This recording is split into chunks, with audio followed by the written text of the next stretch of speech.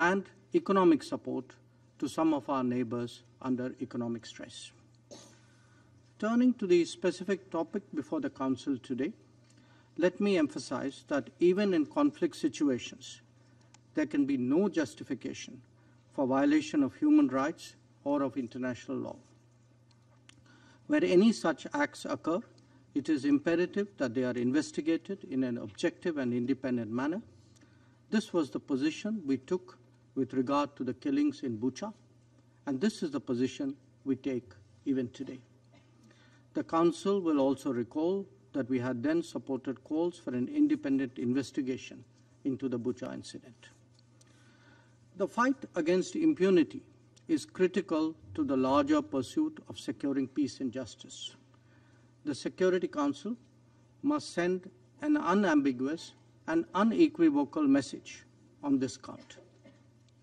Politics should never, ever provide cover to evade accountability, nor indeed to facilitate impunity.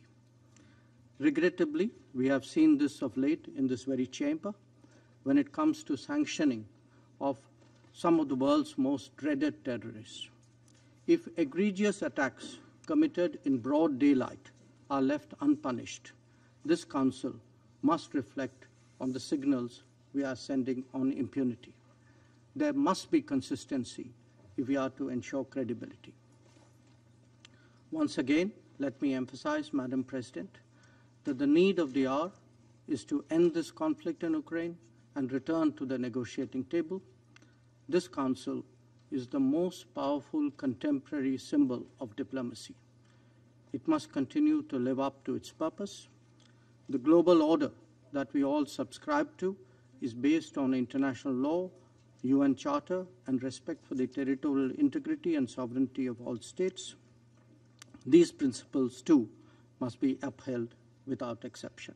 I thank you, Madam President. Je remercie Son Excellence le Dr Jaishankar de sa déclaration. Je donne la parole à Son Excellence M. Michael Moussa Adamo, ministre des Affaires étrangères du Gabon. Je vous remercie, Madame la Présidente. Madame la Présidente, je vous remercie pour l'initiative de cette réunion sur la situation en Ukraine qui intervient parallèlement à la semaine de haut niveau de l'Assemblée générale, placée sous le sceau de la hardiesse des solutions à un moment où le monde se trouve à un tournant décisif. Je remercie le secrétaire général pour l'état des lieux sur la situation en Ukraine, ainsi que le procureur de la Cour pénale internationale, M. Khan, pour son exposé. Madame la Présidente, l'humanité perd ses repères chaque fois qu'elle s'enlise dans la belligérance et échoue à protéger les civils des atrocités et de l'horreur. La guerre en Ukraine nous interpelle à plusieurs égards. Elle nous interpelle sur les victimes qui se comptent en milliers, sur les ruines des dévastations et la détresse des victimes meurtries. Elle nous interpelle sur la propagande, la désinformation ou la propension à la réécriture de la réalité. Elle nous interpelle sur la menace nucléaire et ses conséquences potentiellement irréparables. Us with a nuclear threat and its potentially irreparable consequences. It challenges us with its shockwave on food security on the world scale. Faced with this avalanche of challenges, the peoples of the world turn to the Council for an answer to the multidimensional obstacles that rise on their path, the path of their aspirations to peace and international security. To the women, men, and children who fear a nuclear catastrophe and ask when war in Ukraine will stop, but we owe an answer. Our reaction cannot be a confrontation of insults. We must rise to the responsibility entrusted to us in the Charter of the United Nations and the confidence which the peoples of the world have put in this organization. Gabon advocates a constructive dialogue to silence the guns. We are against war, against hate discourse, against outrageous rhetoric which feeds aggression and compromises prospects of peace. Madam President, my country notes with interest that the International Criminal Court has begun investigations into the crimes committed by all parties in the war in Ukraine in order to collect evidence and be able to establish both facts and the responsibilities for the allegations of war crimes and crimes against humanity. both for the allegations of mass killings, forced disappearances and displacement, or deportations. Justice must follow its course in full transparency, impartiality, and independence. All relevant international mechanisms must be used so that the authors of atrocities are made to answer for their crimes before international law. Gabon's message is clear. War is not a state of lawlessness. Parties to conflicts must respect international conventions protecting civilians and civilian infrastructure in wartime, particularly the Geneva Conventions. Madam President, standards applied to the war in Ukraine on all levels should be the same for any armed conflict. And the upsurge of compassion, assistance, and solidarity, which is all too deservedly reserved for the war in Ukraine, should be exactly the same for all victims of armed conflicts. Let us not forget, when the time comes, the fate of many Africans, including young students for whom the path to exile was all too often sown with shame and humiliation. Because of the color of their skin, many were refused the assistance they needed just as much as those sharing with them the same community of suffering, fear, and distress. While many hearts are torn by victims of the war in Ukraine, our hearts beat in time with theirs. And when discrimination is added to the horrors of war, humanity must rise together to strongly denounce it, so the double standard is no longer the rule, and so the noise of tanks and firing are unbearable wherever they are heard. Madam President, it is urgent for the humanitarian crisis following the war in Ukraine to be dealt with, and for its effects to be rapidly contained. Betting on time is taking the risk of seeing innocent people fall under fire, destroyed civilian infrastructure, more families torn apart, and thousands of war orphans. To conclude, we call on parties to negotiate in respect for humanitarian law, the practices, the principles of the UN Charter, and we support any initiatives reviving the hope for a solution. I thank you, sir, for your statement. I give the floor to Mr. Sergei Lavrov, Minister of Foreign Affairs of the Russian Federation. Thank you, Madam President. Как я понимаю, сегодняшнее заседание было мотивировано стремлением некоторых делегаций обсудить тему безнаказанности на Украине, и я считаю, что это весьма и весьма своевременно, потому что именно этот термин «безнаказанность» отражает то, что происходит в этой стране с 2014 года. Национал-радикальные силы, откровенные русофобы и неонацисты, пришли тогда к власти в результате вооруженного переворота при прямой поддержке with direct support of Western countries. And right after that, they took the path of lawlessness and totally ignoring main rights and freedoms, the right to life, right of expression, right of access to information, right of conscience, the right to use native language. And to date, the crimes on the Maidan in February 2014 remain unpunished. Those who perpetrated the horrific tragedy in Odessa on the 2nd of May of 2014 have not been found or punished. At the time, at the House of Labor Unions, dozens were burned alive and died. In the same category as the political murders of Olesya Buzyn, Pavla Shermet, and other public figures and journalists. In spite of that, there's an attempt today to impose on us a completely different narrative about Russian aggression as the origin of all tragedy.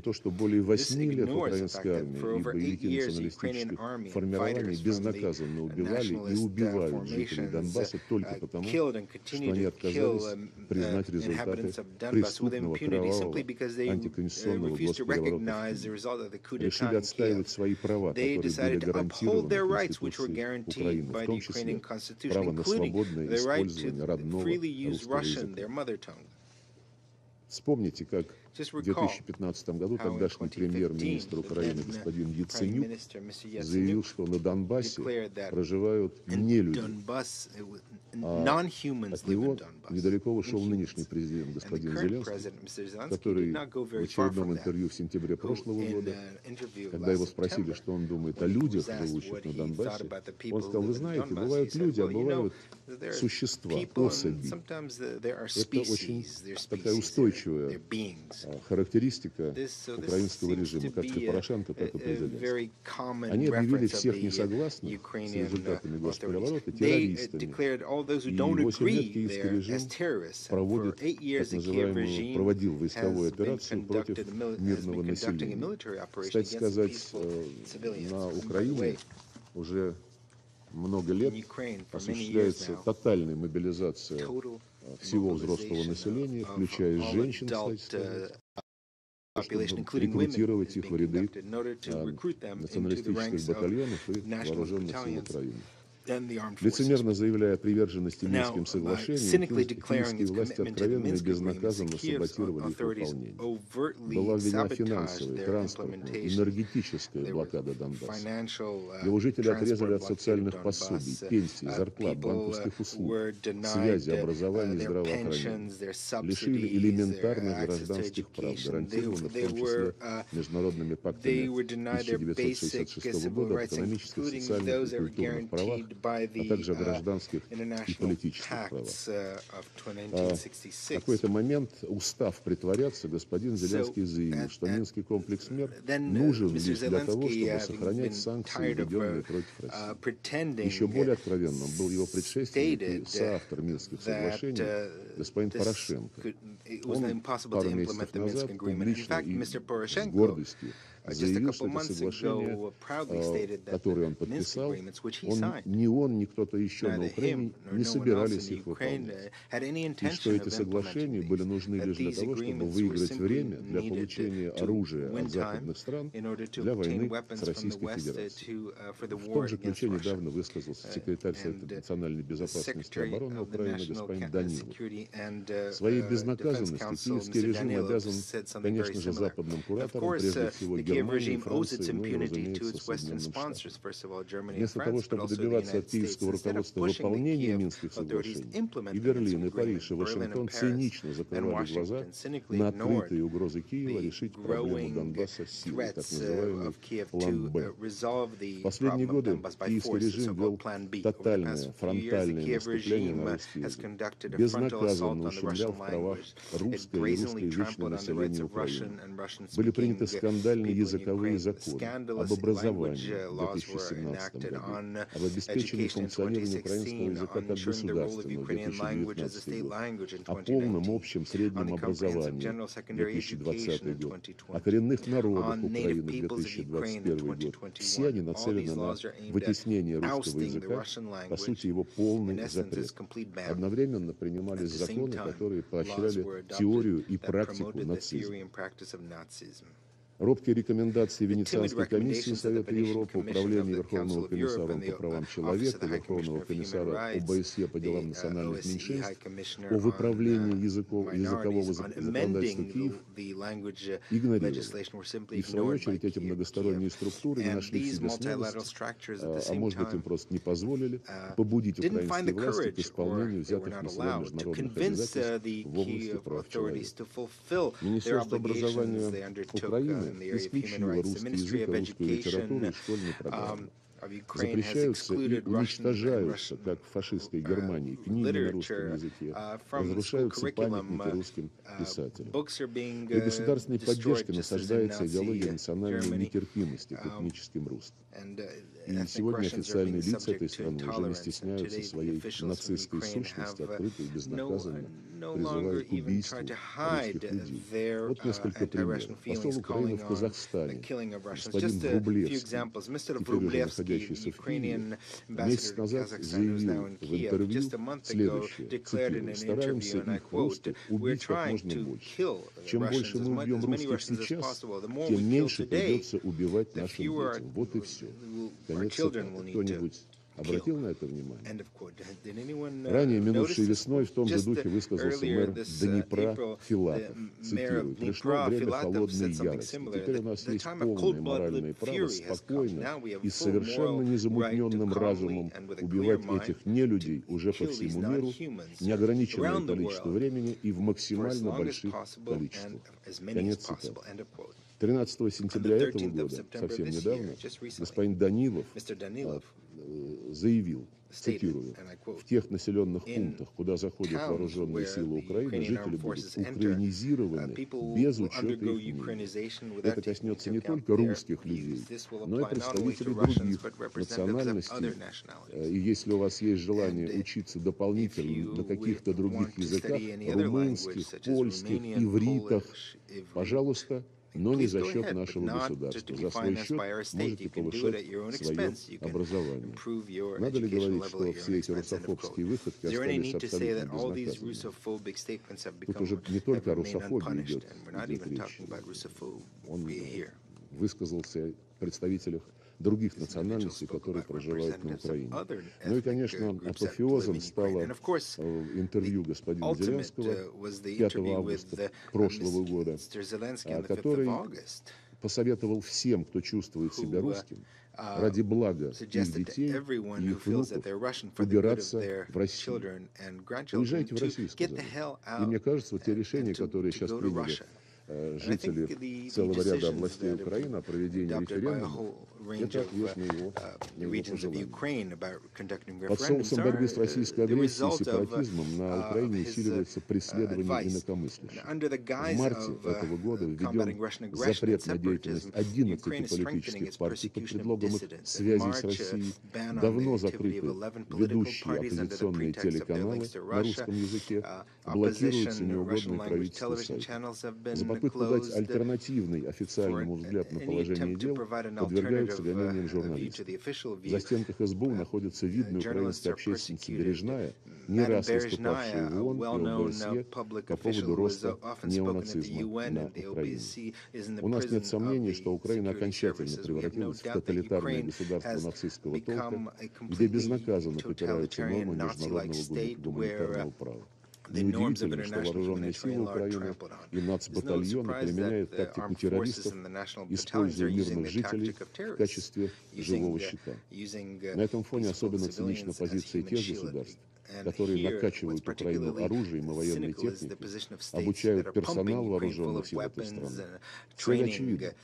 Они ее не скрывают, они ее декларируют. Максимально затянуть боевые действия, несмотря на жертвы и разрушения, для того, чтобы истощить и ослабить Россию. Такая линия означает прямую вовлеченность стран Запада в украинский конфликт, делает их его стороной. Преднамеренное разжигание этого конфликта коллективным Западом тоже остается безнаказанным. Ну, действительно, не будете же вы, господа, сами себя наказывать. У нас нет никаких иллюзий, что сегодня вооруженным силам России и ополчением Донецкой и Луганской народных республик противостоят не только неонацистские формирования киевского режима, но и военные машины, как я уже сказал, коллективного Запада. И в режиме реального времени с использованием современных систем, самолетов, кораблей, спутников, стратегических беспилотников НАТО снабжает разведданными вооруженные силы Украины и наускивает их на то, что Россия должна быть разгромлена на поле боя, об этом прямо и публично заявляют официальные представители Евросоюза, и лишена в качестве наказания Россия должна быть лишена любого суверенитета. Это уже, знаете, это уже не латентный расизм, а самый что ни на есть откровенный. На фоне массированных обстрелов населенных пунктов Донбасса господин Зеленский радуется эффективности западного оружия. Вот его цитата, свеженькая. Наконец-то чувствуется, что очень мощно заработала западная артиллерия. То оружие, которое мы получили от наших партнеров, точность действительно такая, как нужно, цинично заявил лидер этого государственного образования. При этом никаких военных или стратегических целей в обстреливаемых населенных пунктах поражено не было. Страдают только мирные жители Донбасса. С конца июля вооруженные силы Украины дистанционно минируют центр Донецка и его пригороды запрещенными противопехотными минами «Лепесток». Их применение грубо нарушает Конвенцию 1997 года, которую ратифицировала Украина, а также второй протокол к Женевской конвенции о запрете мин без самоликвидатора.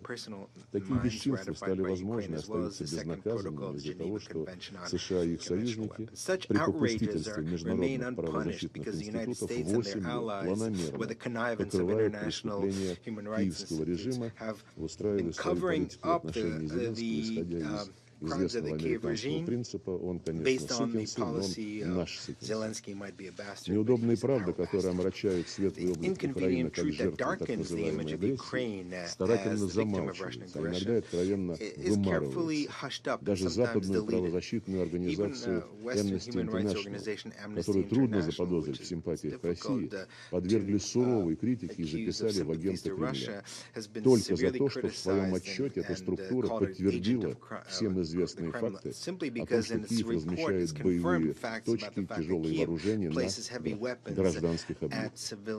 Безнаказанными остаются преступные обстрелы Запорожской атомной электростанции боевиками киевского режима, которые создают ядерные катастрофы. Это несмотря на то, что с 1 сентября на станции постоянно присутствуют сотрудники МАГАТЭ, и установить сторону, виновную в обстрелах, не составляет никакого труда вообще. Напомню, кстати, что визит миссии МАГАТЭ на эту станцию был искусственно затянут, несмотря на то, что уже 3 июня все детали были согласованы, и миссия могла спокойно отправляться на Запорожскую атомную электростанцию. И потом возникла очень неблаговидная ситуация, когда Департамент безопасности секретариата ООН отказывался давать добро на конкретный маршрут, согласованный Россией и МАГАТЭ. Затем стал заявлять, что МАГАТЭ самостоятельно определяет все параметры этой миссии. Это не очень чистоплотная затея. Она затянула посещение Запорожской атомной станции миссии МАГАТЭ на 2 месяца. Даже на 3 месяца, я прошу прощения, 3 июня, да. Практически 3 месяца. Вот серьезную тревогу мы испытываем в отношении судьбы российских военнослужащих, попавших в руки украинских националистов. Имеется многочисленные свидетельства жестокого обращения с ними, включая бессудные расправы, нарушение требований международного гуманитарного права. Я уверен, что те, кто интересуется реальными событиями на Украине, видели видеозапись расправы украинских нацистов над российскими военнопленными, которых бросили на землю со связанными за спиной руками и расстреливали в голову. Кто-нибудь из представленных здесь стран каким-то образом комментировал это преступление?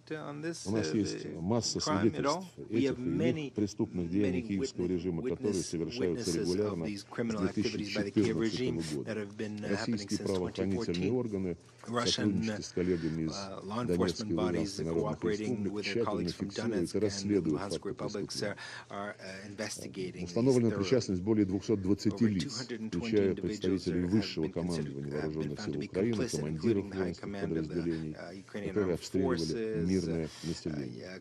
Расследуются уголовные дела в отношении граждан Британии, Канады, США, Нидерландов по фактам наемничества и совершения преступных действий на Украине.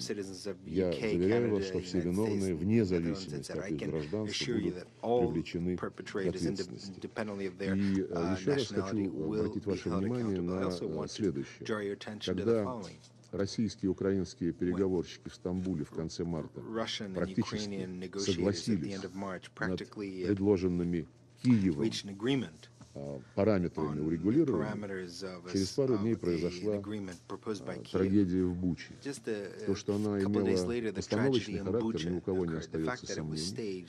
И обращаю ваше внимание, дорогие господа, что западные коллеги сразу после этой инсценировки подняли истерику и ввели новый пакет санкций против Российской Федерации, голословно обвинив нас в том, что мы совершили убийство мирных граждан. С тех пор, когда был этот пропагандистский эффект реализован, Никто об этой Буче не вспоминает, кроме нас. Я еще раз обращаюсь в присутствии генерального секретаря и уважаемых министров.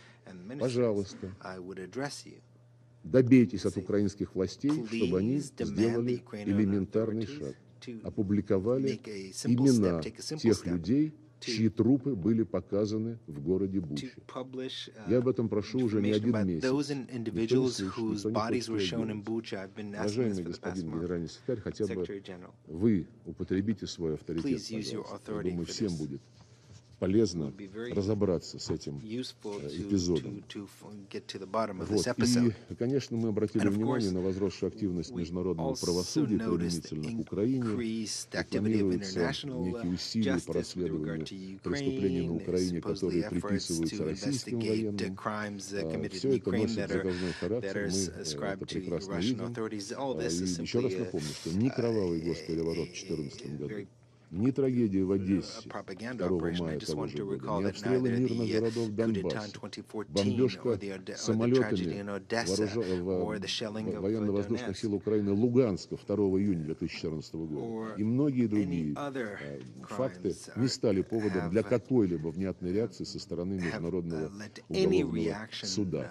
Кстати, в этот Международный уголовный суд было направлено более 3000 сообщений о преступлениях против жителей Донбасса, и никакой реакции не последовало. Видимо, сейчас руководство этого так называемого судебного органа получило команду свыше о том, чтобы они развили свою бурную деятельность. Никакого доверия к этому органу у нас не осталось. Мы долгие 8 лет напрасно ждали, когда начнется борьба с безнаказанностью на Украине. И больше не рассчитываем на справедливость со стороны этого, да и целого ряда других международных институтов. Время ожидания закончилось. Все сказанное мной лишний раз подтверждает, что решение о проведении специальной военной операции было неизбежным. Мы об этом не раз говорили, предъявили огромное количество фактов, которые показывают, как готовилась Украина исполнять роль антироссии, роль плацдарма для создания и реализации угроз против российской безопасности. Смею вас заверить, что мы этого не допустим. Благодарю вас за внимание.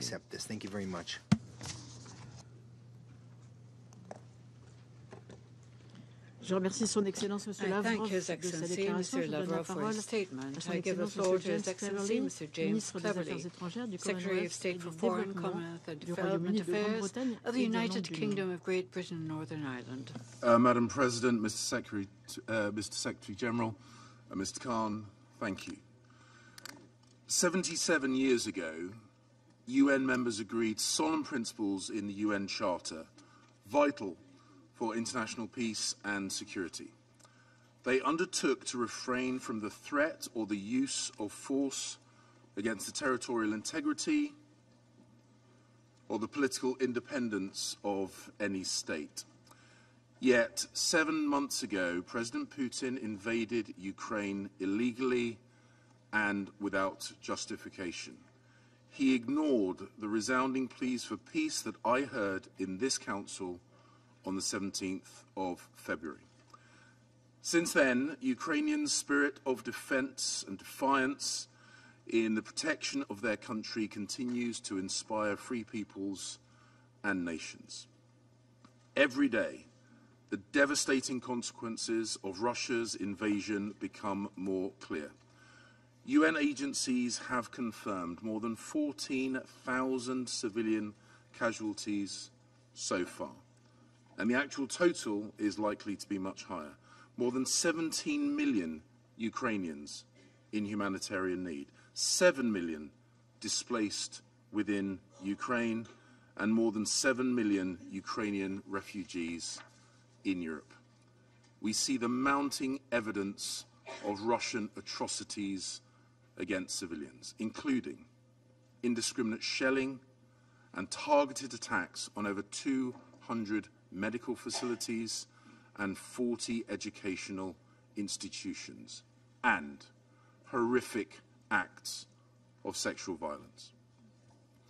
We see from the reports of the Office of the High Commissioner for Human Rights that in parts of Ukraine currently under Russian control, civilians are subject to torture, arbitrary detention and forced deportation to Russia.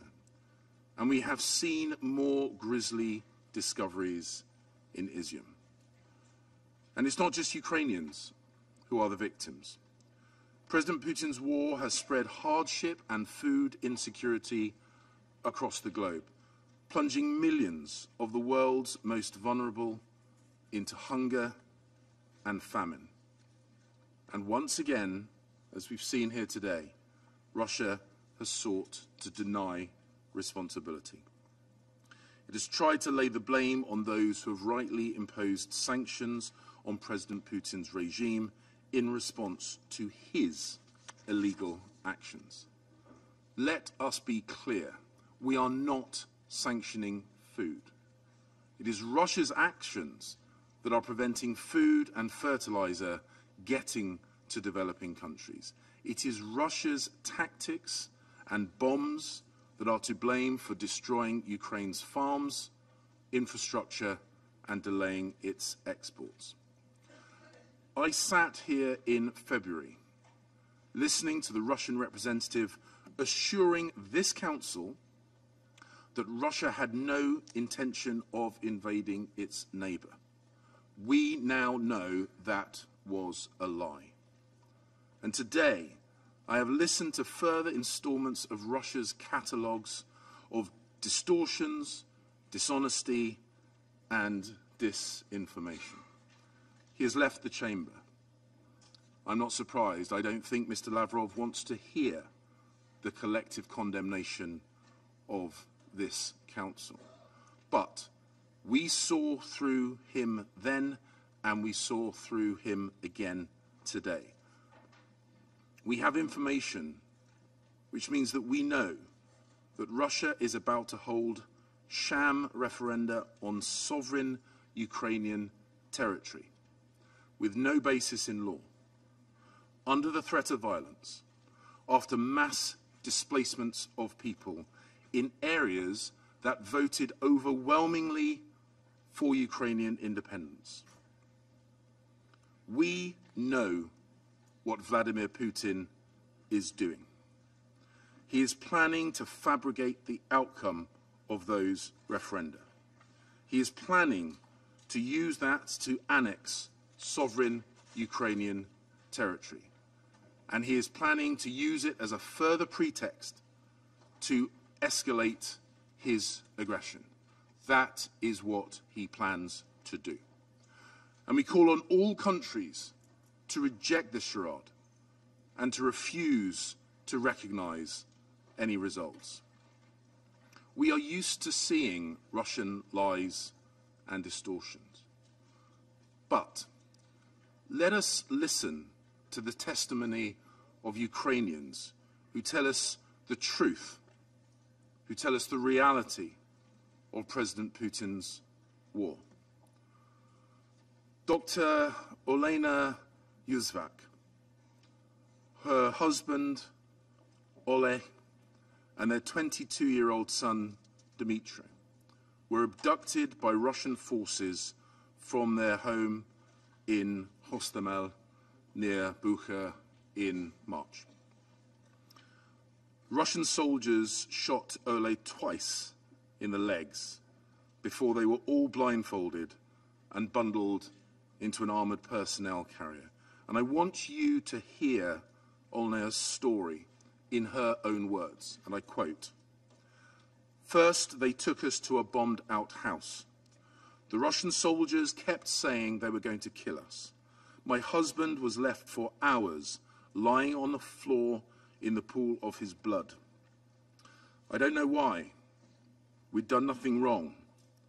Then they took my son away from us. I don't know where.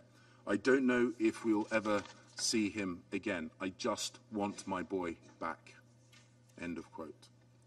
Olena's story and those of many others tell us the truth, the real truth. This is a war of annexation, a war of conquest, to which President Putin now wants to send even more of Russia's young men and women, making peace even less likely. Mr. Putin must understand the world is watching and we will not give up. As members of the Security Council, we must unequivocally reject Russia's attempts to annex Ukrainian territory. We must make clear to President Putin that his attack on the Ukrainian people must stop, that there can be no impunity for those perpetrating atrocities, and that he must withdraw from Ukraine and restore regional and global stability. If he chose to, he could stop this war, a war which has done untold damage to the Ukrainian and the Russian peoples. His war is an assault on Ukraine, an assault on the UN Charter, and an assault on the international norms that protect us all. So, we stand with our Ukrainian friends for as long as it takes, because Ukraine's fight for freedom is the world's fight for freedom. It is our fight for freedom. And if Ukraine's sovereignty and territory are not respected, then no country is truly secure. These are the reasons why Ukraine can and must win. Thank you. Je remercie Son Excellence M. Cleverly de sa déclaration. Je donne la parole à Son Excellence Mme Shirley Ayorkor-Botche, ministre des Affaires étrangères et de l'intégration régionale du Ghana. Madam President, Excellencies, let me thank France for organizing this high-level meeting. I would also like to thank Secretary General Antonio Guterres for setting the tone for this meeting with his very clear statement. We welcome also the briefing from Mr. Karim Khan, the prosecutor of the ICC. The world has been united since this Council's referral over Darfur in Resolution 1593, 2005, nearly 2 decades ago, that impunity anywhere poses serious threats to international peace and security, the international legal order, and our multilateral system. We have systematically reinforced our institutions and defined conduct and sanctions to expose, prevent, or punish those acts or behavior that defy the norms we are committed to live by. No state, however powerful, should get a pass.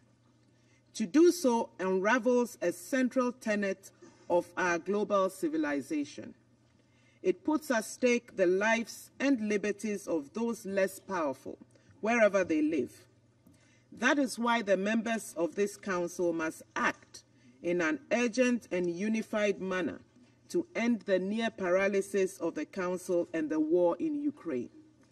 The toll of that war is intolerable, and the lack of unified resolve risks making our universal organization an enabling factor for impunity in Ukraine. The damage to the standing of the Charter may be incalculable. Ghana is especially concerned about the intensification of the war in Ukraine across several lines, with civilian populated areas and civilian infrastructure being the targets of bombardments. We regret that the basic laws which govern the conduct of modern warfare and protect ordinary people who are caught in the crossfires of war have not been respected. We are distressed by the diverse, horrifying, and painful humanitarian threats which have accompanied the war. Some 14 million people, mostly women and children, have been displaced from their homes and face heightened risk of conflict-related sexual and gender-based violence. Human trafficking, filtration processes, and forced disappearances, torture, and other violations of the rights and freedoms of the people are widespread. We remain gravely concerned by the manifest threats of a nuclear episode, whether by accident or deliberate action, because of the constant military engagements around the Zaporozhye nuclear power plants. The disregard for the requisites for nuclear safety and security, including for the delineation of a safe zone, are deplorable, and we support the efforts by the International Atomic Energy Agency to avert a nuclear catastrophe. With a rising death toll, civilian casualties, and growing reports of war crimes and other human rights violations, we must uphold our responsibility as a council and send a clear message that perpetrators of atrocities would be held to account. The suffering in Ukraine is abhorrent and should not be dismissed as the mere consequence of war. To do so, we would be endorsing the atrocities and sanctioning impunity. In this regard, we underscore the importance of ensuring accountability for all war crimes committed in Ukraine. Accountability is fundamental to preventing impunity.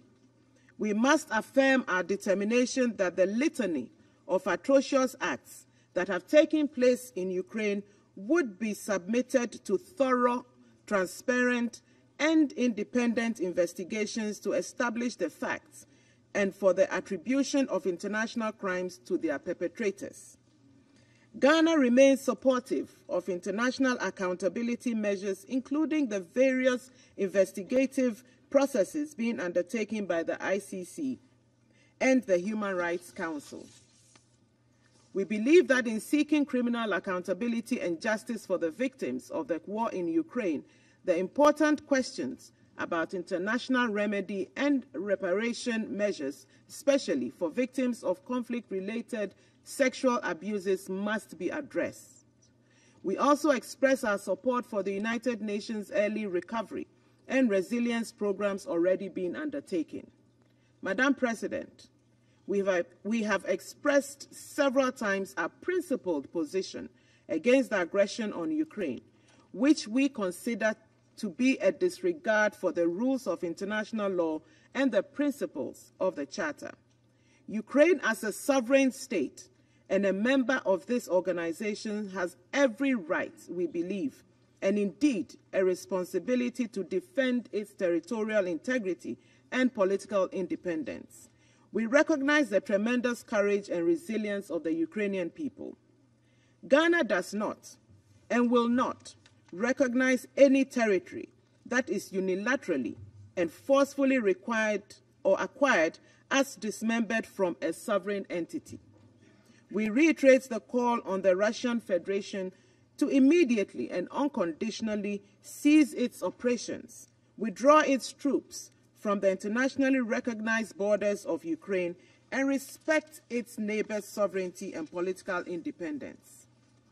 The need for a credible pathway for a genuine diplomatic process is urgent. The barrel of the gun does not provide such a pathway. It only leads to needless loss of lives and destruction on both sides. Indeed, the costs of the war have been high, not only for the parties, but also for the rest of the world. As the President of Ghana said yesterday in his statement at the General Assembly, I quote, "Every bullet, every bomb, every shell that hits a target in Ukraine hits our pockets and our economies in Africa," unquote. In this regard, let me place on record Ghana's appreciation for the good offices of the Secretary General and other international actors to leverage life-saving humanitarian interventions at critical times of the war. We already note some positive impacts from the Black Sea Grain Initiative and urge the continuous and unrestricted shipment of grains to countries facing food insecurity. We encourage all stakeholders to reach an early agreement for the export of Russian fertilizers and crop products, especially needed for agrarian-dependent economies. Madam President, let me conclude with an appeal. In a week, when the eyes of the world are on us and millions around the world look to the United Nations for leadership and hope, we must send a strong message that impunity will not be tolerated, that we need to act through concerted diplomacy to end the war in Ukraine. I thank you. Je remercie Son Excellence Madame Bocce de sa déclaration. Je donne la parole à Son Excellence Monsieur Carlos Alberto Franco França, ministre des Affaires étrangères du Brésil. Madame la Présidente, je remercie la France d'avoir organisé la présente séance.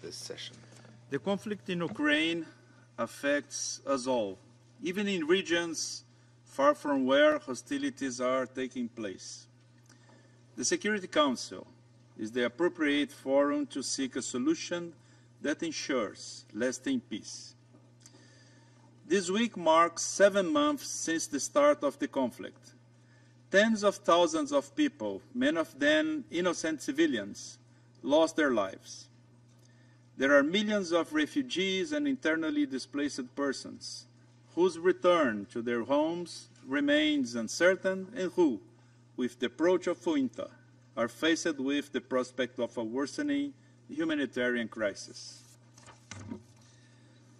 Over these 7 months, this Council has received numerous reports of serious human rights violations in the conflict zone, including against vulnerable groups, women and children.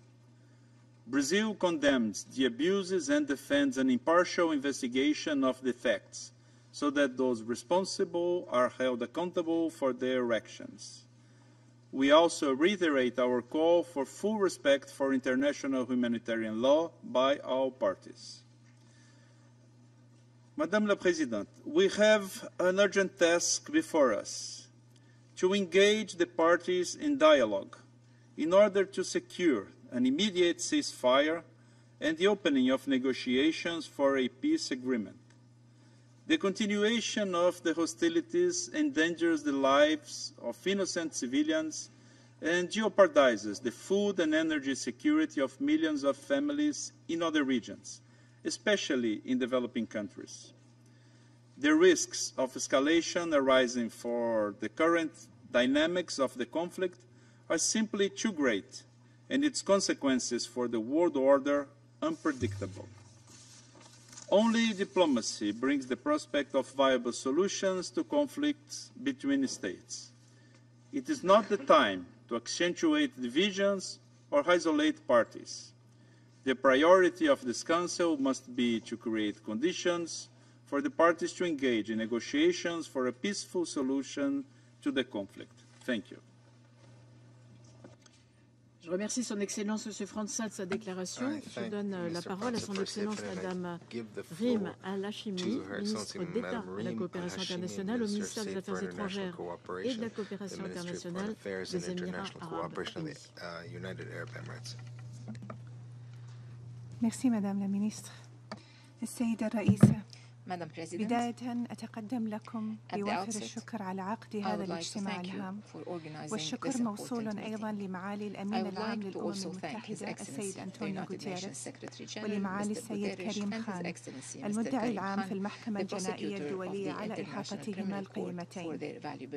لا شك أن اندلاع الحرب في أوكرانيا كان له أصداء مختلفة في المجتمع الدولي، فالبعض استشعر أنها تنذر بشلل في منظومة العمل الأطراف، وتخوف آخر من كونها بعث جديد لمخاطر وجودية ظنها اندثرت، وأخيراً هنالك من يرى خلفها عودة للقطبية التاريخية وتداعياتها الدولية، وما كان لذاك التنوع في الرؤى إلا أن ينعكس في مواقف الدول، والتي تضمنت تبايناً حول كيفية معالجة الأزمة، والذي تجسد مراراً في مداولات هذا المجلس وهذه المنظمة. وبالرغم مما تحتويه من فروقات واضحة، إلا أن مواقف الدول تضمنت أيضاً إجماعاً راجحاً حول مرجعية القانون الدولي وضرورة احترامه، يعود لكونه الفيصل بين ازدهار الحضارة وانعدامها في النظام العالمي، حيث سن القانون الدولي كما يعبر ميثاق الأمم المتحدة ضوابط لتعاملات الدول وممارساتها المبنية على مبادئ السيادة والاستقلال وحسن الجوار ووحدة وسلامة الأرض، والتي شكلت روافد لأمن الدول وإنمائها، ولا تمتثل في ذلك لتفاوت القوة أو الحجم. السيد الرئيس، لن تحيد الإمارات العربية المتحدة عن دعوتها الصريحة ومناشدتها الثابتة لكافة أطراف هذه الحرب بالالتزام بالقانون الدولي وبشكل خاص القانون الدولي الإنساني واحترام حدوده والعمل بمقتضياته. وفي هذا الصدد إن مفاد التقارير عن خروقات يومية لهذا القانون مدعاة لقلقنا البالغ حول ما آلت الحرب على المدنيين بالذات. ونشير هنا إلى وضع النساء والأطفال المهجرين منهم على وجه الخصوص والذي تورد التقارير باستمرار تعرضهم للعنف الجنسي والاستغلال من قبل عصابات الجريمة المنظمة بما في ذلك الإتجار بالبشر. وجميعنا يعلم كيف أن للحروب والنزاعات المسلحة وقع أكثر عنفا وشدة على النساء والفتيات. لذلك فإننا نرحب بكافة الجهود القائمة بما في ذلك من قبل مؤسسات الأمم المتحدة لمعالجة الوضع الإنساني مع مراعاة خصوصية عواقب الحرب عليهن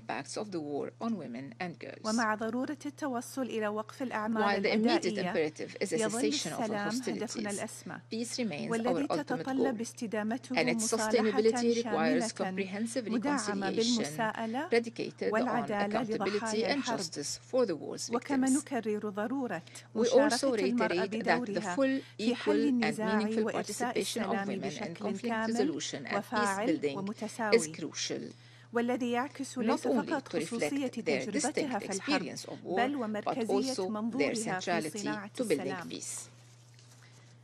السيدة الرئيسة، ستستمر دولة الإمارات في مسلكها الداعي للحوار وخفض التصعيد والتأجيج وتشجيع التعاون وصياغة توافق يضمن الاستقرار في الدول وبينها. ونذكر هنا بملاحظة مهمة: لا يختلف القانون الدولي عن نظيره المحلي في أن الاستثناءات من دون عواقب طبعة الممارسة في سباق إلى القاع. وفي الختام أكرر نداء بلادي إلى الطرفين وجميع الجهات الفاعلة بالسعي لحل سلمي ينهي هذه الحرب من خلال حوار جامع بناء والذي يتطلب ترك قنوات الاتصال مفتوحة وطريق العودة مشرعة إبقاء لأفق الحل الدبلوماسي. وكما هو جلي أمامنا فإن العالم بمختلف مكوناته قلق من تبعات هذه الحرب بما في ذلك على النظام الدولي وأمن الغذاء والطاقة ومخاطر تعاظم هذه المواجهة. ولذلك فعلينا تحمل المسؤولية الملقاة علينا والتعاون من أجل أن نحدث نقلة في تجاوز التحديات العالمية الكبرى بدلاً من المزيد من الانتكاسات بسبب الحروب والصراعات. إن هذا النهج والمناداة به هو خلاصة تجربتنا في منطقة الشرق الأوسط والتي أنهكت شعوبها من التصميم العنيد على الهيمنة وإلغاء الآخر وإيثار المصالح الضيقة والذي لم ولن يخلف إلا دماراً. وشكراً سيدة الرئيسة.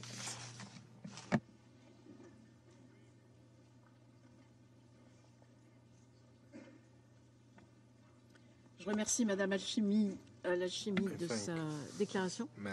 Je donne la parole à Son Excellence Monsieur Georges Orina, Directeur Général au ministère des Affaires étrangères du Kenya.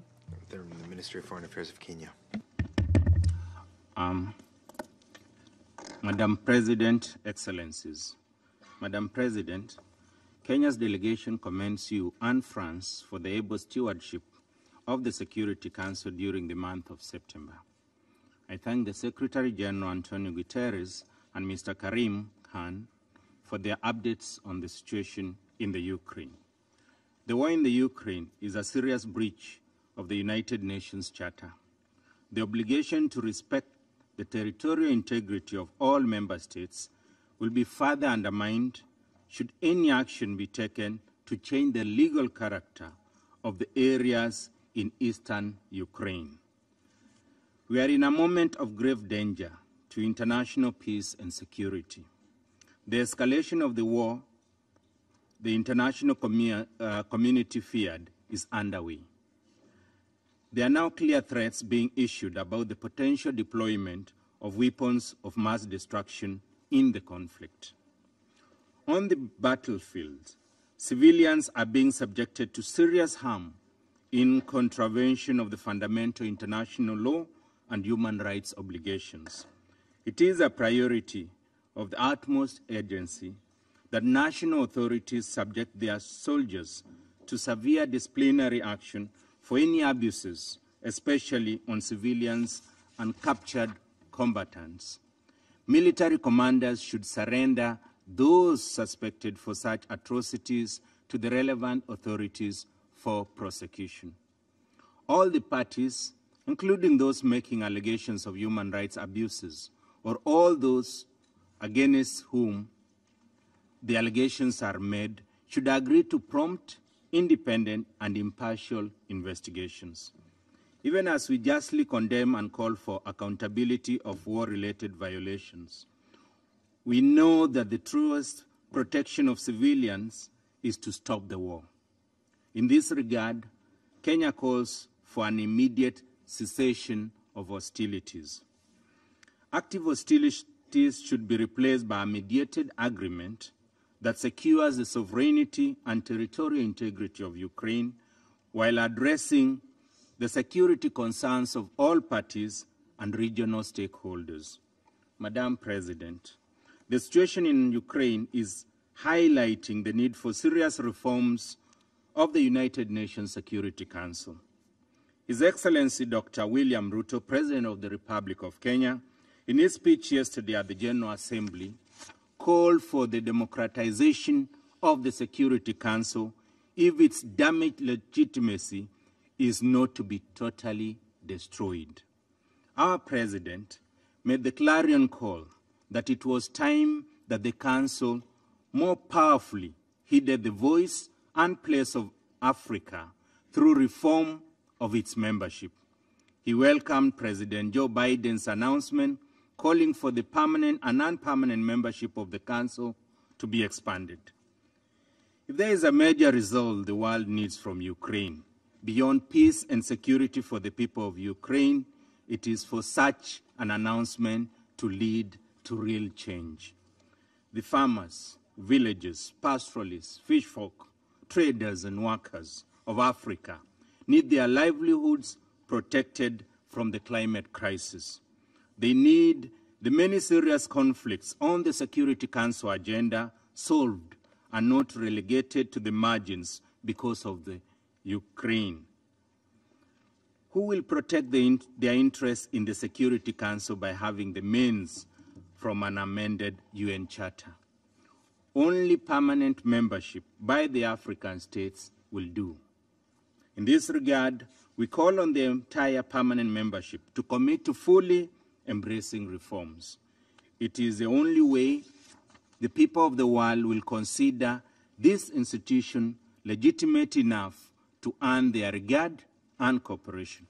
Madam President, I conclude by saluting the individuals, institutions, and governments, as well as the UN bodies and agencies that continue to help alleviate the suffering of those affected by the war in Ukraine.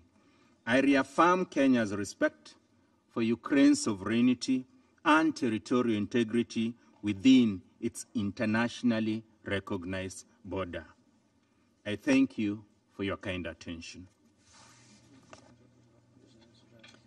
Je remercie Son Excellence M. Orina pour sa déclaration. Je donne la parole à Son Excellence M. Dmytro Kuleba, ministre des Affaires étrangères de l'Ukraine.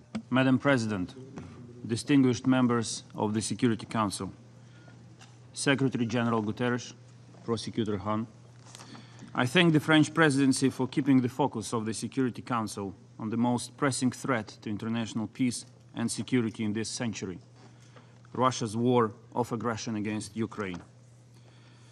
Right as we speak, bodies of innocent victims are still being exhumed from at least 445 graves in the recently liberated city of Izum. Some are not entire bodies, but only parts of them, like a few pairs of children's legs in one of the graves. The grief of those who are close and beloved, is yet another drop in the ocean of suffering that Russia has inflicted upon the people of Ukraine since 7 months and 8 years of its barbaric aggression. Many of you may have seen the image of a dead hand of a 36-year-old Ukrainian soldier. His name was Sergei, with a yellow and blue bracelet still on it. I do wear one too.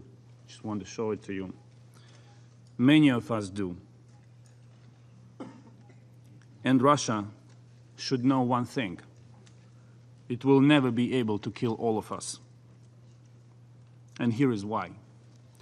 Because on February 24th, when Russia attacked Ukraine from all directions, within the first 24 hours, tens of thousands of Ukrainians returned from abroad to defend their country. And what happened within the first 24 hours after President Putin announced mobilization? The opposite. Thousands of Russians booked international flights to leave Russia. Many flights were sold out within hours. Yesterday, Putin announced mobilization. But what he really announced before the whole world was his defeat. You can draft 300, 500,000 people, but you will never win this war. Today, every Ukrainian is a weapon ready to defend Ukraine and the principles enshrined in the UN Charter. Russia will fail and will bear full responsibility for the crime of aggression and consequent war crimes, crimes against humanity and genocide. Yesterday, President Zelensky made it clear in his address that Russian responsibility is a key element to international peace and security. Ukrainian law enforcement, together with partners at the International Criminal Court and countries who support both Ukraine and the ICC, work collectively to collect evidence of Russian crimes and hold perpetrators to account. We trust in the International Criminal Court. Justice will be served. We owe it not only to thousands of victims, but to future generations in Ukraine and beyond. There will be no peace without justice. I emphasized that none of the Russian crimes in Ukraine would have been possible without the crime of aggression against Ukraine committed by Russian leadership. It cannot go unpunished. And the only feasible way to put President Putin and his entourage on trial is to establish a special tribunal for the crime of aggression against Ukraine. I reiterate my call on all states to back this undertaking for the sake of the very basic principles of humanity and the UN Charter. Excellencies, many of you may listen to me right now with one question in mind. Is there a chance for peace? Will Ukraine negotiate with Russia in order to end this war? I want to state crystal clear. No other nation in the world craves for peace more than Ukraine. President Zelensky was very outspoken about it yesterday. We have never wanted anything but peace and stable development. We have never wanted this war and never chose it. We simply want to live normal life. But it's not enough for Ukraine to want peace. Russia must prioritize diplomacy over war in order to give peace a chance. What we see instead is Russian leadership seeking a military solution only. Distinguished colleagues, this chamber has seen many heated debates since 1945, many crises. But the amount of lies coming from the Russian diplomats is quite extraordinary. Today, we are mostly focusing on crimes committed by Russian soldiers in Ukraine. But if anyone thinks they are the only one ready to kill, torture, rape, cut off genitals, they are wrong. Russian diplomats are directly complicit because their lies incite these crimes and cover them up. Apparently, the only thing in today's address by Russia in this torrent of lies worthy of reaction is the inappropriate slang used when mentioning a president of a foreign country, the president of Ukraine. I also noted today that Russian diplomats flee almost as aptly as Russian soldiers.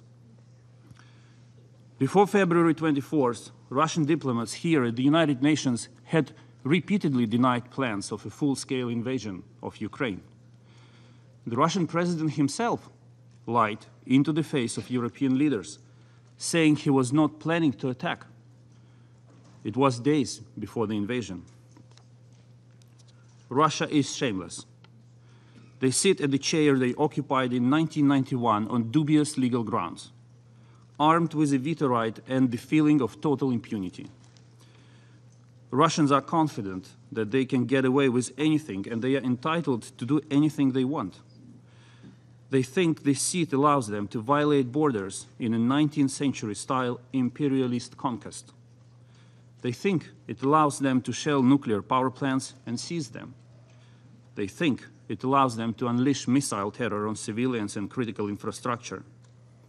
They think it allows them to threaten the world with the use of nuclear weapons. They must be held accountable for all of this. The issue of responsibility is central to the debate. We need to ensure that behavior like this is punishable. Otherwise, every force in the world, every evil force in the world, will be tempted to follow in Russia's footsteps. I don't need to remind anyone at this table how many forces on the planet would like to question the borders of their neighbors. If Russia can do this, why can't they? Today, we're talking not only about Ukraine and Russia. The global security crisis we all face is so much larger.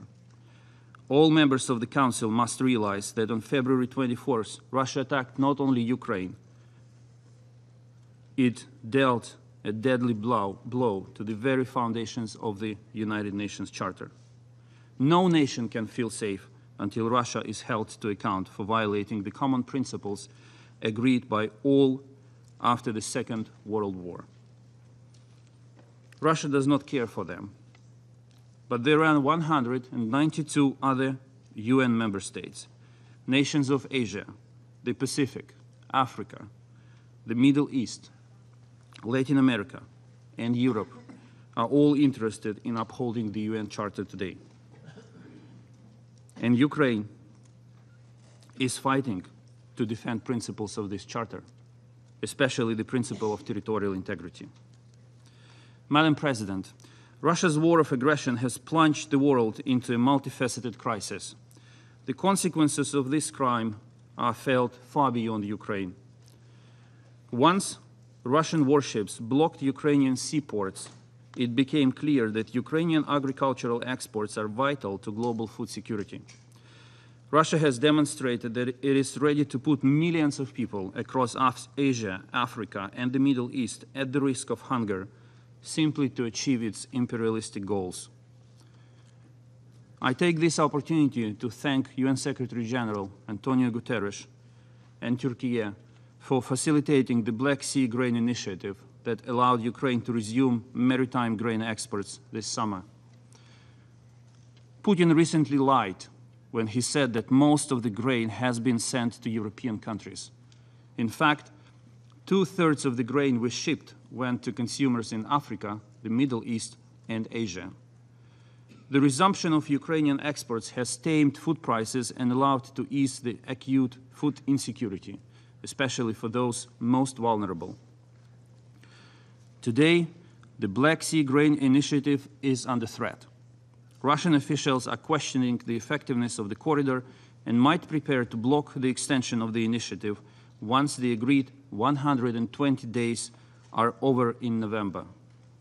We must not allow Russia to resume its hunger games with the world. I therefore urge all nations, especially those depending on Ukrainian food exports, to put maximum public and diplomatic pressure on Moscow, demanding to keep the Black Sea Grain Corridor functioning in November and beyond. We need to protect the vital grain initiative together. Ukraine remains a global food security guarantor. Despite our own dire situation, we decided to provide humanitarian aid to Ethiopia and Somalia, sending them an additional amount of our grains. Ukraine is interested in increasing maritime export volumes, both under the UN food program and on market conditions. While hitting peaceful Ukrainian cities with missiles, Russia uses food and energy as weapons against the rest of the world. Putin sends tanks into Ukraine to kill Ukrainians, while stealing the well-being and stability from every European household with energy blackmail and playing hunger games with Asian, African, Middle Eastern families by threatening the functioning of the grain corridor. We are in the same boat, all of us, Europeans, Asians, Africans, Arab nations, Latin American states. We are in the same boat, and we must confront these threats together. There is no place for neutrality. I said back in February here at the United Nations that no nation will be able to sit out this crisis created by Russia. It still stands. The best reaction to this crisis: stand with Ukraine to protect the UN Charter. Russia likes to talk about the developed world and the developing world. They try to drive a wedge between ones and the others. We in Ukraine do not differentiate. All people deserve a normal life, safety, stability, and confidence. But we must stay united to stop Russia's blackmail and the war on humanity it launched. Dear colleagues, the most important pillar of international peace and security is the territorial integrity of states. No country is allowed to change internationally recognized borders by force. Russia has badly damaged this principle, and now the threat of war is hanging over everyone's head. To restore international peace and security, we need urgent and decisive action. Yesterday, President Zelensky proposed a peace formula which includes not only accountability, but a mechanism of security guarantees based on Article 51 of the UN Charter. Ukraine has developed the Kyiv Security Compact, proposing a modern, multi-layered mechanism of guarantees to ensure Ukraine's security until the moment it becomes part of NATO. This document, though, is much broader than a tool of guarantee the security of Ukraine only. We see it as a universal mechanism that can be considered and applied to other countries and contexts in order to strengthen regional and global security architecture. Ukraine keeps working with partners to realize the vision of the Kyiv Security Compact. This is our added value to international peace and security for all UN member states. Thank you.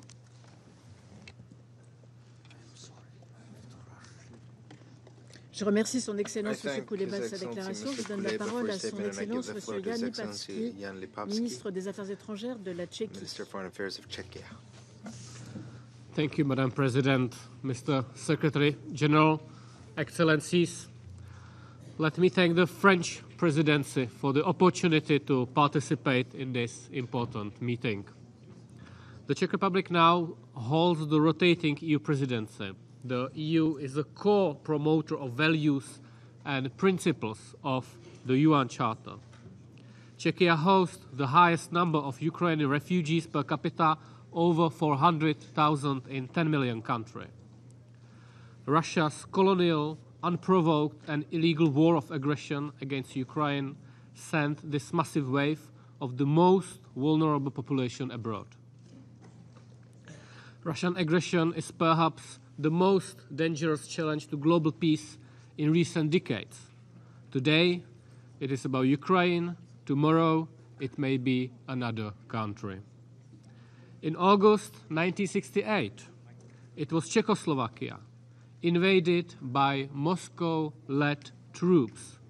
A crackdown on the so-called Prague Spring, a violent interference in another country's peaceful life, turning my country into an occupied colony. We are hearing about the hastily organized sham referendums in part of Ukraine. Russia cannot trick the international community and steal again another state's territory. Russia's aggressive colonial policy and imperial desires must be rejected for good. Ukraine refused the slavery and bravely fights for a multilateral world where rules protect peace. We are horrified by the atrocities committed by Russian troops in Mariupol, Bucha, Irpin, Izium, and elsewhere. And extremely concerned by the reports on the so-called filtration camps run by Russia in Ukraine. Hundreds of thousands of Ukrainian citizens have been deported to Russia, including children. There are testimonies of sexual and gender-based crimes used as a method of warfare. All must be investigated and perpetrators must be held accountable. We applaud the Secretary General for launching the UN fact-finding mission on events in Olenivka. More than 40 states, including Czechia, referred the situation in Ukraine to the ICC, which opened its investigation into the situation in Ukraine already in March. We strongly support the ICC, including by seconding a public prosecutor and by voluntary contributions. And we call for establishment of a special international tribunal to prosecute the crime of aggression committed by Russia. Czech law enforcement agencies have launched criminal investigation of certain crimes based on the principle of universal jurisdiction. The Security Council members bear global responsibility for peace and respect to international law. Please act. We need peace in Ukraine. We need to restore respect for the UN Charter and international law. We need to ensure justice for victims and to stop impunity of the perpetrators. Thank you very much. Je remercie Son Excellence M. Lipavsky de sa déclaration. Je donne la parole à Son Excellence Mme Annalena Baerbock, ministre fédérale des Affaires étrangères de l'Allemagne.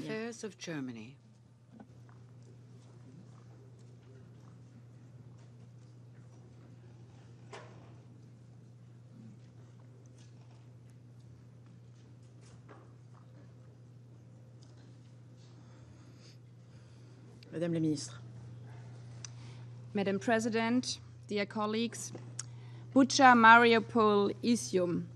When we talk about the horrors of the unfolding war in Ukraine, we are not talking about abstract reports. We are talking about children, we are talking about mothers, about brothers, about fathers, about grandparents, women and men whose pain is raw. Therefore, I urge Russia, this is a war you will not win. So end the war. Stop the suffering in Ukraine. Stop sending more of your own citizens into death. Stop your shame referendums, which are as unlawful as the war they are supposed to legitimize. Stop the grain war that is driving hunger across the globe, especially in the south.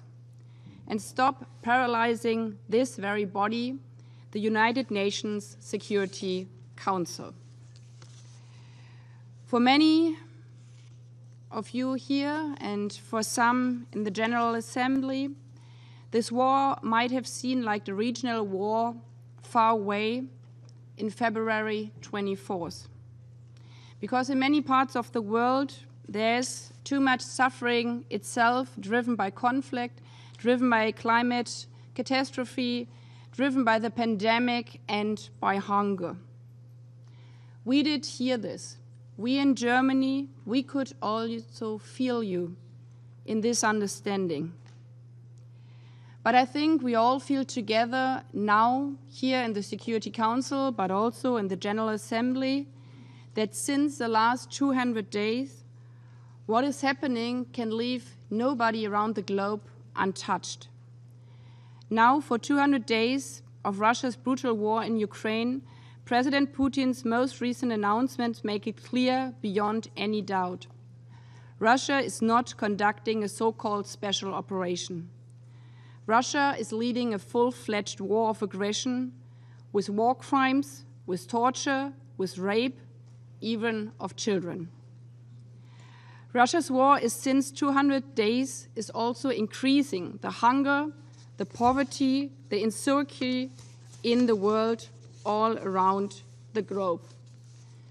And I think this is a clear sign that the Russian foreign minister only came in for his own speech and then spoke for quite some while, but didn't even mention the hunger, the poverty, the results all around the world. And today in the streets of Moscow, there are no queues of volunteers wanting to join the war in Ukraine. What we see instead are courageous men, women, and even children taking to the streets because they do not want to be part of this war against Ukraine, and they want not to be part of the hunger war in the world. These men and women feel what we all feel, regardless of where we hail from north, south, east, or west. That all this war brings is pain, death, and destruction. Today, here in this chamber, we have to ask, therefore, ourselves, if we let a permanent member of this council launch such a war of aggression against his neighbor, what would this mean for the United Nations? For an institution whose charter states that, I quote, all members shall refrain from the threat of use of force against the territorial integrity or political independence of any state. If the charter means anything to us, we must not stand idle by, but live the spirit of our charter, not in spite of, but particularly because of one member misuses its special veto rights in the Security Council. Live up the spirit of this Charter of the United Nations as it has been lived up by the UN and our Turkish partners who brokered the grain deal. As it is a World Food Programme, which is also supported by Germany, that is shipping the grain to Yemen and to the Horn of Africa. Live up the spirit of United Nations as the United Nations and the International Criminal Court that collect evidence to ensure that the perpetrators in this war are held accountable. Live the spirit of the United Nations as the IAEA that is working to prevent a catastrophe at the Zaporizhzhia power plant and whose efforts are supporting in talks with all sides. Live up the spirit of the United Nations in contrast to the Russian president, because we are the United Nations, from north to south, from east to west, no matter how small, no matter how big. Thank you, Madam President. Je remercie Son Excellence Madame Baerbock de sa déclaration. Je donne la parole à Son Excellence Monsieur Zbigniew Rau, ministre des Affaires étrangères de la Pologne.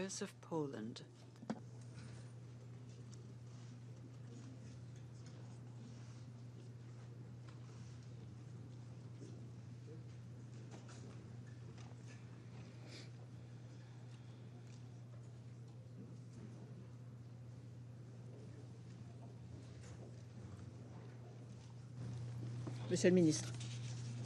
Thank you, Madam President.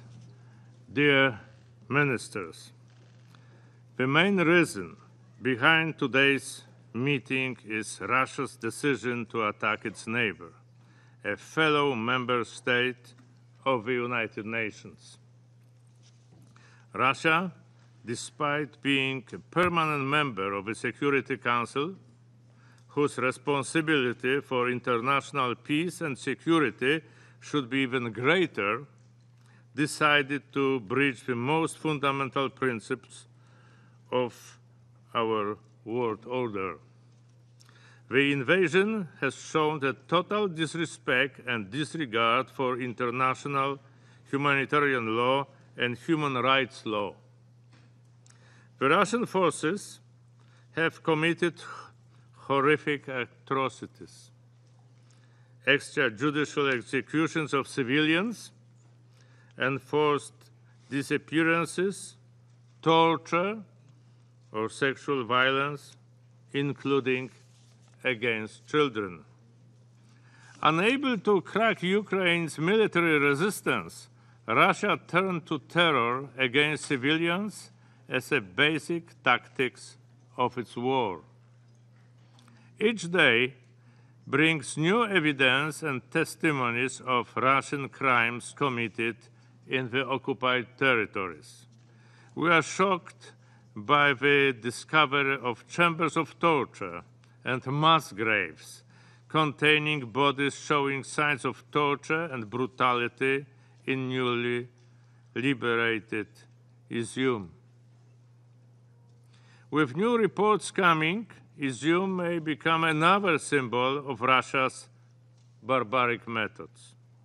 Against this dire background, Poland continues to advocate for full accountability for all the violations and compensation for the inflicted damage.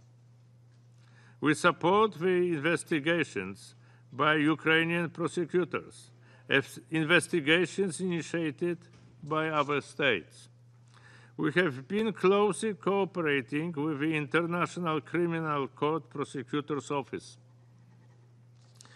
We were among the broad group of the OEC participating states who twice invoked the OEC Moscow mechanism. We support the work of the UN Human Rights Council's Commission of Inquiry.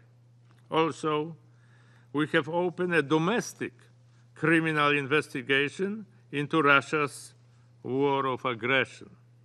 This is a crime penalized under Polish law. Finally, Poland has helped to establish a joint investigation team operating within the EU Agency for Criminal Justice Cooperation framework to collect and preserve evidence of the committed crimes. We should give due consideration to several initiatives put forward by Kiev, such as the Special Tribunal for Crimes of Aggression committed against Ukraine and the international mechanism to provide compensation for damage caused by Russia. Let me reaffirm Poland's solidarity with the people of Ukraine, who have shown remarkable courage, resolve, and resilience. They have stood up for their country and their independence with bravery and determination. Now, it is our turn to stand up for the principles that protect us all. We must hold Russia accountable for the invasion and all the crimes committed in the course of this aggression. Thank you, Madam President. Je remercie Son Excellence M. Rao de sa déclaration. Je donne la parole à Son Excellence M. Gabrielius Landsbergis, ministre des Affaires étrangères de la Lituanie.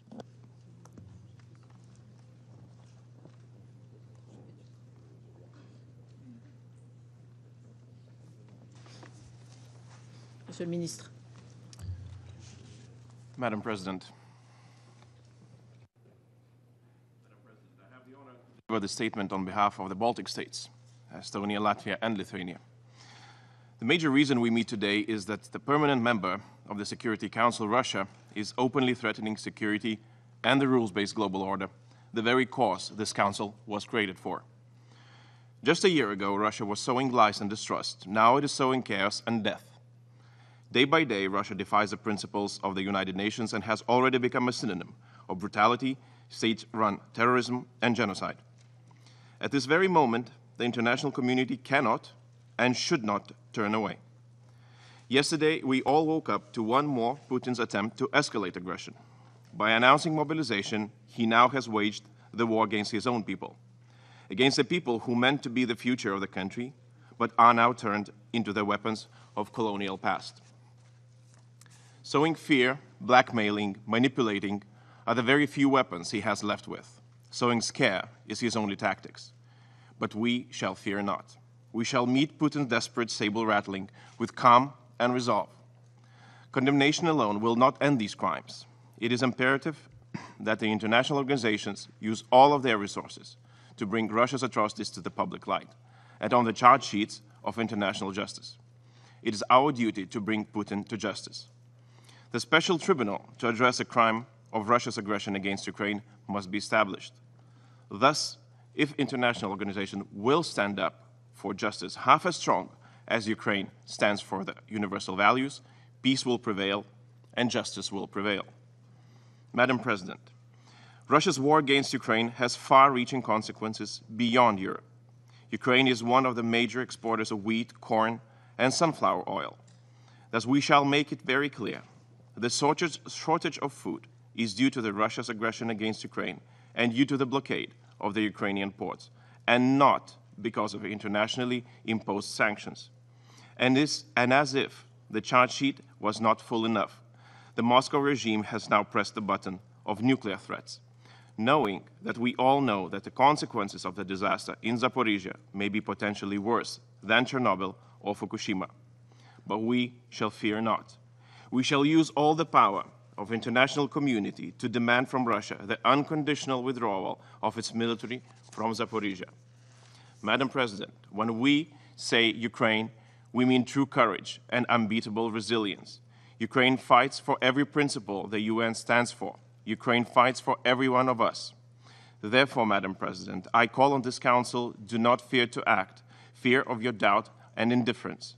I call on every state, we still have a chance to preserve peace and security by taking right decisions to defend the rules-based international order. I call on the entire international community.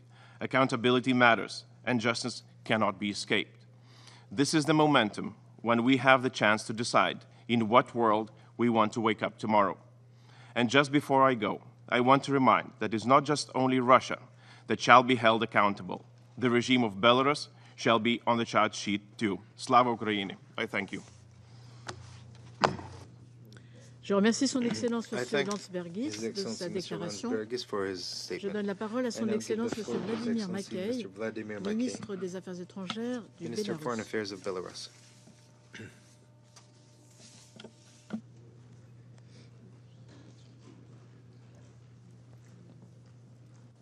Monsieur le ministre. Minister.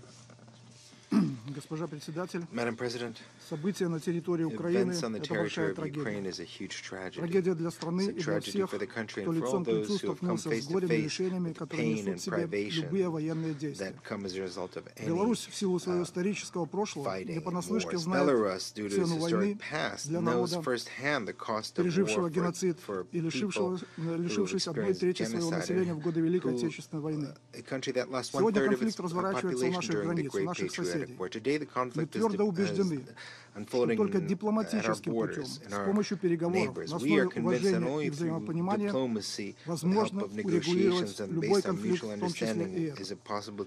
События в Украине не возникли внезапно, а стали следствием системного игнорирования рисков безопасности со стороны западных стран в регионе и отказом учитывать интересы и озабоченности вовлеченных государств. Предпосылки к этому формировались в течение многих лет.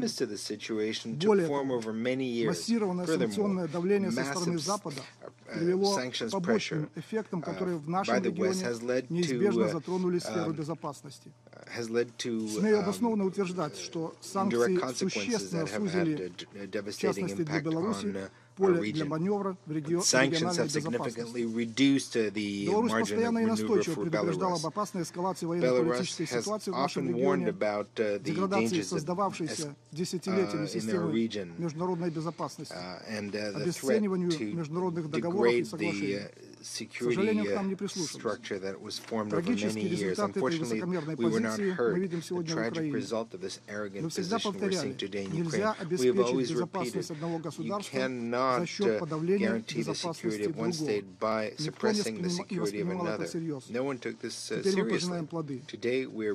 Беларусь сделала и продолжает делать все возможное для содействия реализации шагов, направленных на прекращение конфликта и укрепление региональной и международной безопасности.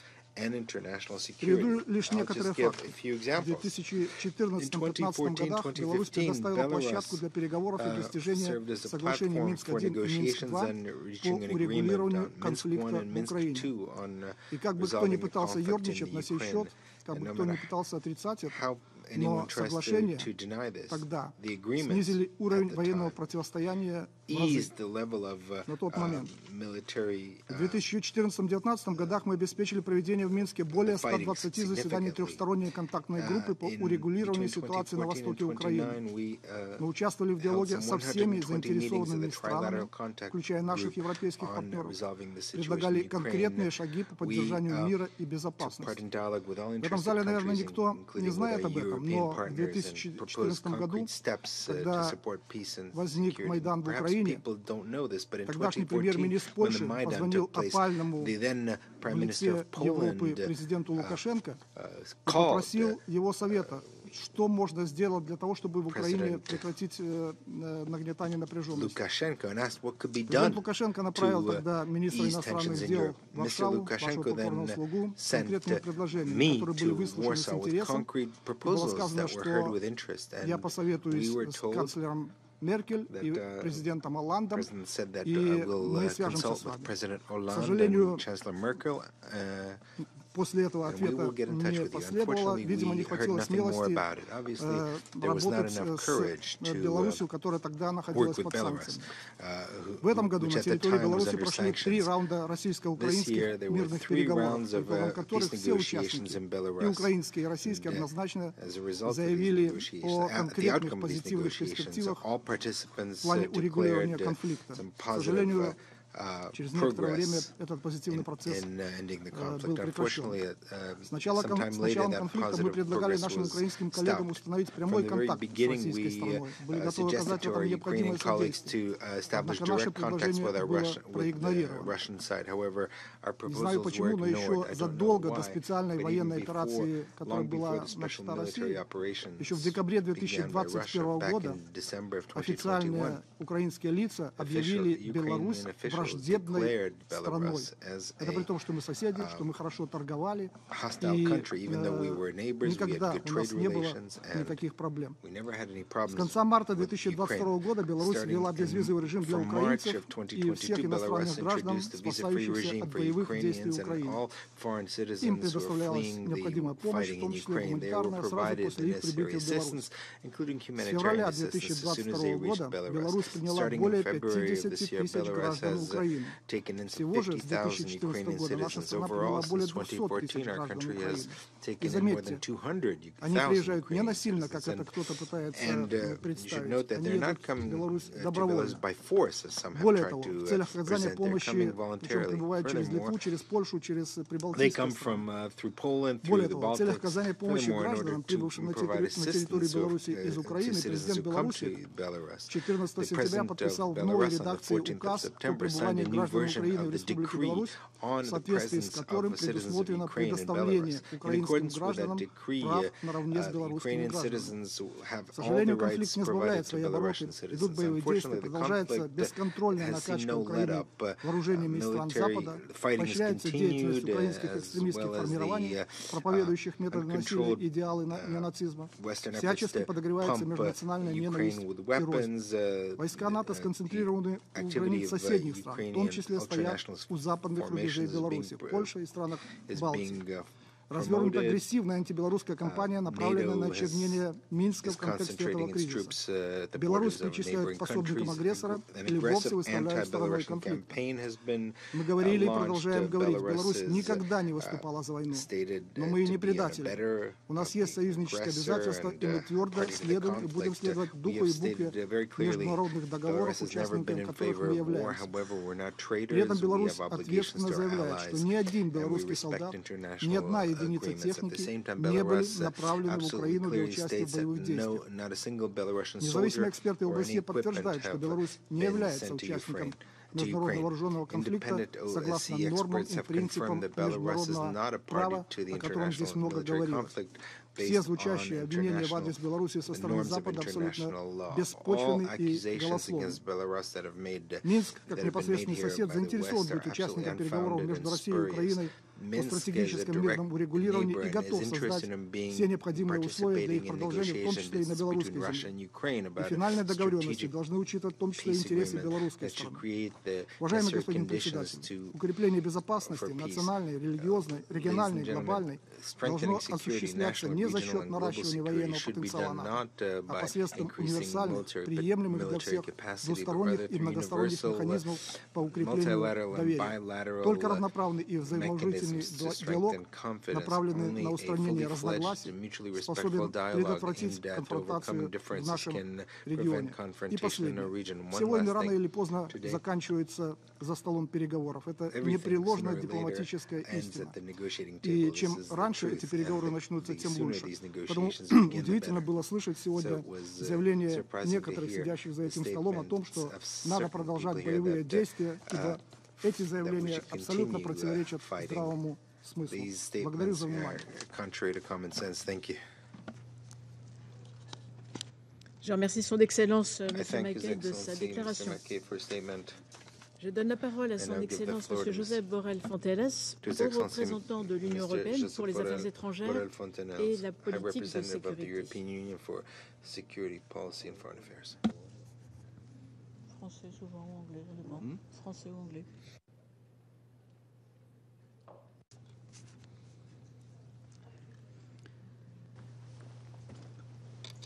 Monsieur le représentant. Madame la ministre, merci beaucoup à la présidence française du Conseil de sécurité pour l'organisation de cette séance cruciale. It's more than 6 months now into this illegal, senseless, and brutal war. As it has been said by many here today, this is a frontal attack on the United Nations Charter and the international rules-based order. It's a chemically pure attack on the United Nations Charter. Let's join our voice to the International Court of Justice that has ruled that Russia must halt its invasion immediately. By large majorities, the General Assembly has adopted resolutions calling on Russia to stop its aggression. Morally and politically, Russia has already lost the war, and increasingly, it is losing on the battlefield as well. Ukraine will prevail.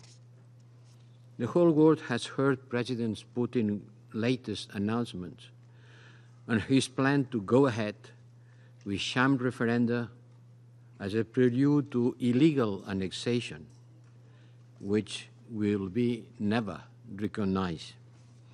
And also his mobilization of 300,000 reservists and his open nuclear threats. By all that, world security is in danger.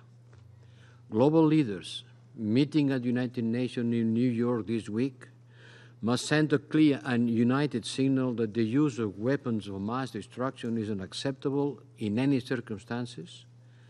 I am encouraged by the many statements I heard here today about this issue. Regrettably, President Putin is continuing along the dangerous path of escalation. He is trying to intimidate Ukraine and all countries that support Ukraine. But this will fail.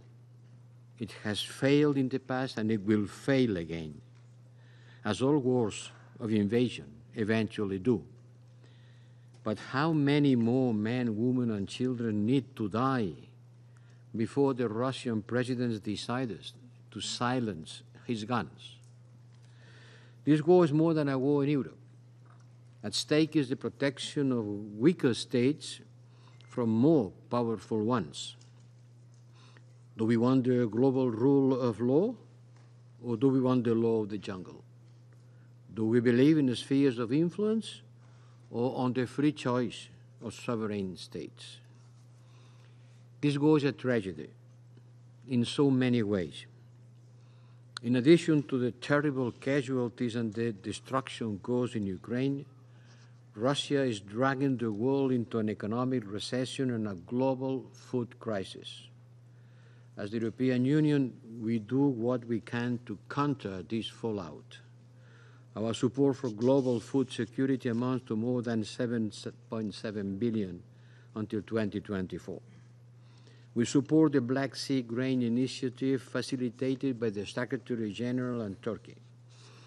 Together with our European Union solidarity lanes, this has helped to lower global food crisis, but unhappily not to cancel it. 2/3 of the Ukraine grain exported this way goes to those countries that need it most, not to the Europeans.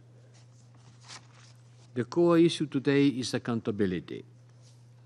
Russian armed forces have been terrorizing civilian populations and are committing countless unspeakable crimes: mass murder, destruction, rape, and forced migration. All victims of Russian aggression deserve justice and reparation. We have seen the recent images from the massacres in Izium follow the pattern we saw in Bucha and elsewhere. As Russian troops are expelled, we discover the true horrors of the occupation. As President Zelensky said in the General Assembly yesterday, where there have been crimes, there must be justice. Otherwise, peace will not be possible. We will do whatever it takes to ensure accountability. We rely on the International Criminal Court and on the Ukrainian authorities. We are supporting the ICC financially and technically, and assisting the Office of the Ukrainian Prosecutor General by providing training, expertise, and equipment, including on collective evidence. Madam President, ensuring accountability is the responsibility of all of us. We owe this not only to the victims, but also to the next generation, to the future of Ukraine. Because fighting impunity today will contribute to a more secure and just future for all. Thank you. Je remercie Son Excellence Monsieur Borrell Fontaines de sa déclaration.